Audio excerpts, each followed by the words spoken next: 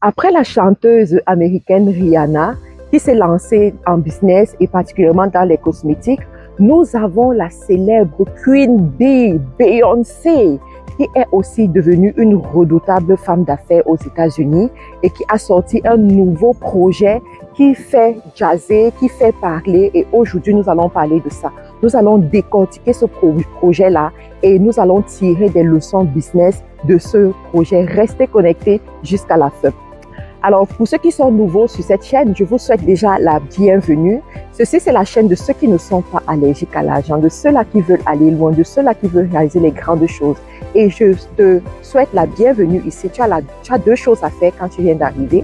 La première des choses, c'est de t'abonner à la chaîne, c'est totalement gratuit. La deuxième des choses, c'est d'activer la cloche de notification si tu ne l'as pas encore fait. En activant la cloche de notification, tu seras au courant lorsque je suis en live. Tu seras au courant lorsque je publie de nouvelles vidéos. Alors les amis, ça fait 2 mois aujourd'hui que la nouvelle est de plus en plus répandue, les gens en parlent et tout.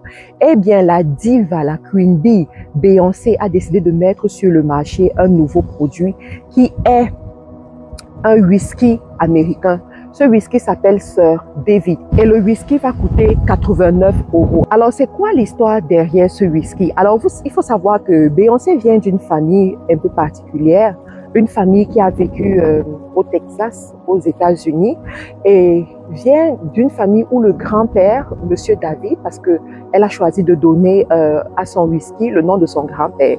Donc, son grand-père était dans des activités de commerce aussi, et particulièrement les activités de vente d'alcool, mais il le faisait de façon clandestine.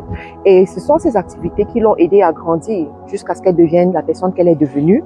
Et puis, étant une personne qui a grandi au Texas, Beyoncé, à un moment donné de sa vie, s'est dit, bon, je vais me faire de l'argent, mais je vais me faire de l'argent en honorant la mémoire de mon grand-père, qui a été un homme d'affaires, qui a été un homme qui m'a montré à quel point le monde de la boisson alcoolisée pourrait être une opportunité ou bien pourrait être lucratif. Comme je vous ai dit au début de la vidéo, le projet est déjà très bien avancé, les gens en parlent déjà, sauf que c'est à partir de ce mois de septembre que le whisky sera livrable. Depuis 2 mois à peu près, les gens sont en train de précommander le whisky sur le site, mais c'est à partir de ce mois de septembre qu'ils vont commencer les livraisons. Alors, il faut savoir qu'il y a quelque chose de particulier qui a attiré mon attention dans cette histoire de whisky avec Beyoncé. L'histoire, c'est quoi? C'est que Beyoncé, en fait, vous savez, c'est pas la première fois qu'elle se lance en affaires. Beyoncé a créé plusieurs sociétés avant, mais à chaque fois, elle était toujours critiquée quant à la gestion de ces sociétés ou alors la façon dont elle fait la promotion de ces sociétés. Voici un exemple de société qu'elle a eu à créer dans le passé. Nous avons Ivy Park, qui était une société de mode, voilà, qu'elle a créée. Ensuite, nous avons une société de beauté avec ses propres parfums. Est-ce que vous pouvez savoir que Beyoncé a ses propres parfums? Ensuite, elle s'est aussi lancée dans l'audiovisuel en créant la société de Parkwood Entertainment. Et comme je vous ai dit, elle a toujours été critiquée parce que, en fait, Beyoncé, dans sa carrière, elle a toujours voulu garder ce côté diva. Ce côté, je ne me mélange pas avec n'importe qui, on ne me voit pas n'importe où, je suis la diva. Lorsque j'apparais, ça doit faire effet, ça doit faire, voilà. Donc, ce ne serait pas moi qui sera l'égérie de mon produit, ou bien ce n'est pas moi qui va être en train de faire tout le temps la publicité de mon produit. En fait, c'est ça sa conception. Sauf que cette conception-là ne l'a pas toujours aidée dans ses business en dehors de la musique. Ça marche bien au niveau de la musique parce que, oui, depuis le début, on la connaît comme la Queen Bee, on la connaît comme la diva, on la connaît comme, voilà. Donc, ça marche bien au niveau de la musique, mais au niveau du business, tu as besoin d'être là quand tu te lances en affaires. Tu as besoin de promouvoir ton produit. Si les gens doivent acheter parce que c'est Queen Bee, parce que c'est Beyoncé, eh bien, il faut que Beyoncé parle de ce produit. Il faut que Beyoncé fasse la promotion de ce produit. Sauf qu'à ce moment-là, madame n'est pas prête à le faire. Alors, qu'est-ce qu'elle a fait pour ce nouveau whisky? Parce que, ok, tu te lances dans le whisky. Vraiment, les amis, pour ceux qui ont déjà essayé l'industrie de l'alcool, vous savez que c'est une industrie qui prend beaucoup d'argent pour se lancer. Donc, elle décide de se lancer et de commercialiser les whiskies. Voilà, elle fait le branding. Le biscuit est épuré, est de bonne qualité, fabriqué aux États-Unis, tout ça, tout ça, tout ça. mais il faut vendre le whisky. C'est quoi la stratégie pour vendre le whisky? C'est quoi la stratégie pour faire que le whisky soit consommé à l'échelle internationale? Madame a fait un coup de génie. Moi, j'appelle ça coup de génie. Qu'est-ce qu'elle a fait?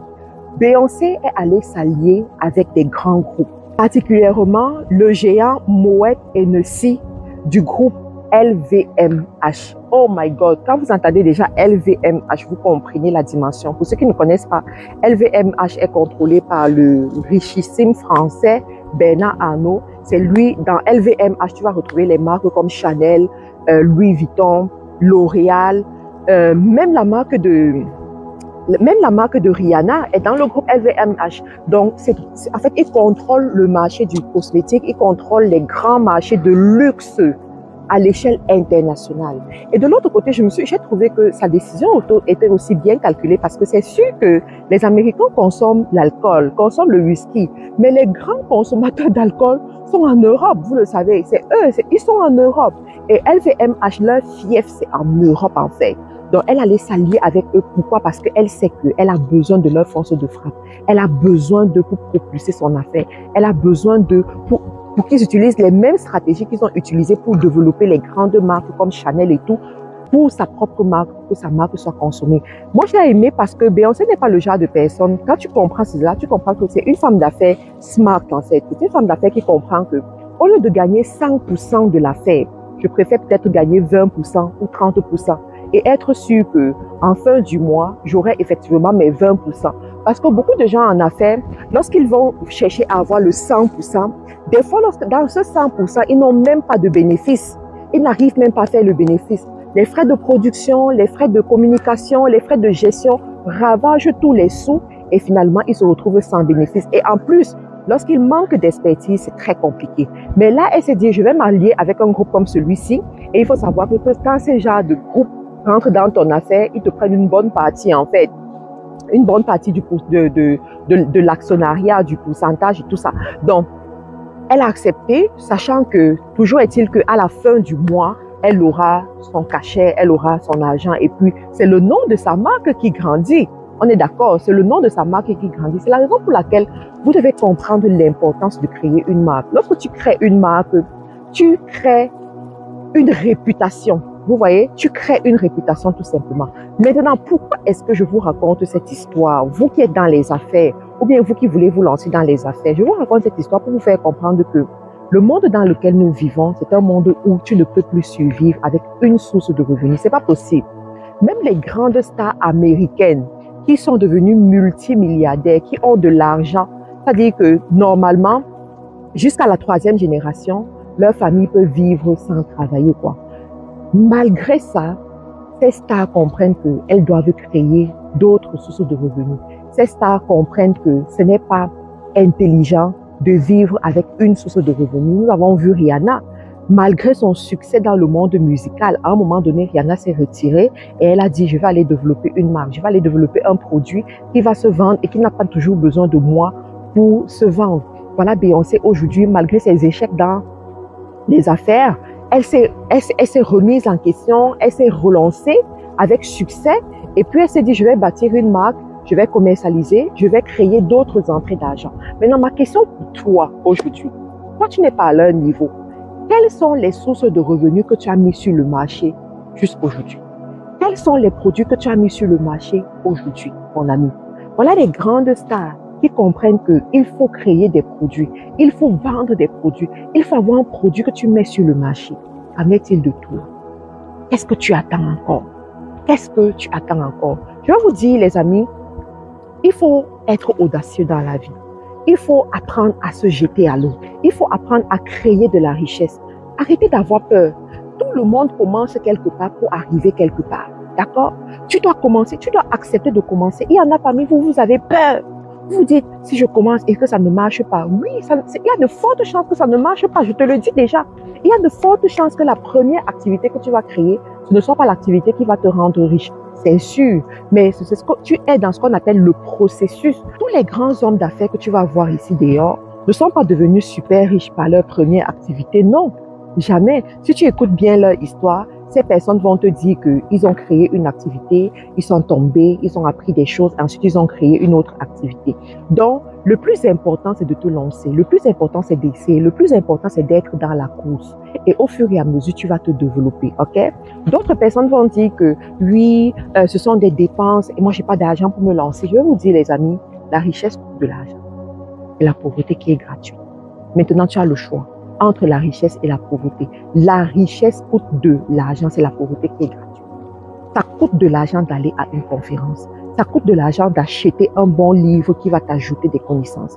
Ça coûte de l'argent d'aller à un séminaire quelque part. Ça coûte de l'argent d'investir dans une affaire. Ça coûte de l'argent de faire un voyage qui va te transformer. Ça coûte de l'argent d'aller parler aux personnes qui ont la solution. Ça coûte de l'argent, d'accord? Mais lorsque tu choisis de ne pas dépenser et de dormir dans ton lit, oui, le résultat, ce sera la pauvreté. Lorsque tu choisis de regarder l'argent dans ton compte bancaire, tes petits 2 000 euros, 3 000 euros qui sont dans ton compte bancaire depuis 6 mois, depuis 1 an, lui, tu vas regarder et l'inflation viendra réduire cet argent, viendra diminuer cet argent. Lui, tu vas rester à ton niveau, tu ne vas pas acheter de livres, eh bien, la pauvreté frappera à ta porte. Alors, je veux t'encourager, mon ami, lève-toi et commence quelque chose. Lève-toi et commence à travailler. En ce moment, j'accompagne beaucoup de personnes qui veulent se lancer dans l'entrepreneuriat, qui veulent faire du e-commerce. Donc, si toi aussi, tu te dis, OK, il est arrivé le moment où je dois me jeter à l'eau, où je dois créer mon business, je dois créer mon produit, s'il te plaît, rejoins-nous dans la formation e-commerce. Vous savez, les amis, dans quelques mois, j'irai en Chine. Voilà, j'irai en Chine avec un groupe de personnes.